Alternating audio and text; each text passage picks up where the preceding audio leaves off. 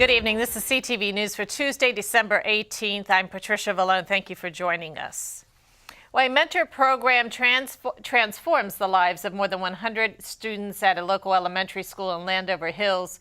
5th and 6th graders flooded the cafeteria at Glen Ridge Elementary today, eager to officially commit themselves to living a drug, gang, and bully-free life. These students are part of the Correctional Officers Protecting and Educating Students program, also known as COPE.S. The initiative allows Prince George's corrections officers to mentor students over a course of 6 weeks on how to avoid peer pressure. A very positive effect.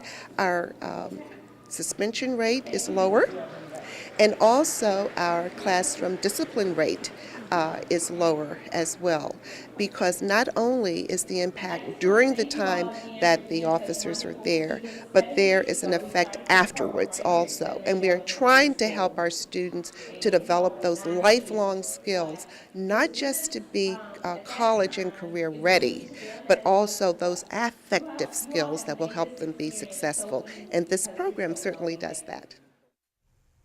COPE.S has been around for 7 years and was founded at Glen Ridge Elementary School. Well, meantime, Senator Barbara Mikulski took to the Senate floor yesterday to extend her condolences to the victims of the Sandy Hook shooting. Mikulski says it's time to limit the access to military-style weapons and provide adequate mental health screenings and treatment to help combat future tragedies. We lift our hearts in prayer for these victims, and we lift our voice to end violence in America. We must look at ending violence in our country. We need to be able to look at the issue around gun control and ammo control, but that's only one aspect of it. We also have to look at issues related to mental illness, because for those who suffer mental illness, whether it's those who have the illness themselves or their families who try to cope with it, are often alone and helpless. That is not.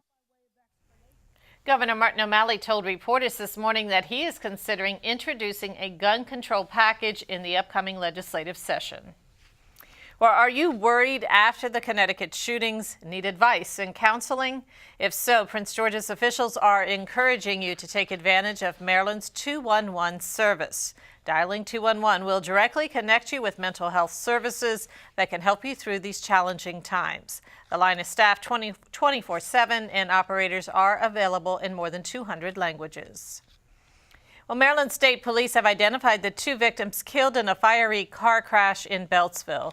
Dante Pindell and Stephen White were traveling together on Route 1 in Beltsville last Friday morning when their vehicle crossed a median and slammed into a tow truck. Pindell and White, both 31 and Prince George's residents, were pronounced dead on the scene. Police are still investigating the crash. Anyone with information about the incident is asked to call 301-345-3101. A man in his 40s was rushed to a hospital after being shot during a home invasion in Fort Washington. Police say it happened around 2:30 in the morning in the 9100 block of La Grande Road. The victim was shot in the back after he confronted several armed suspects who had entered his home. He is expected to survive. His wife and daughter, who were in the home, were not harmed. Police say the victims were targeted. The suspects got away with cash and jewelry. And you are watching CTV News. I'm Patricia Vallone.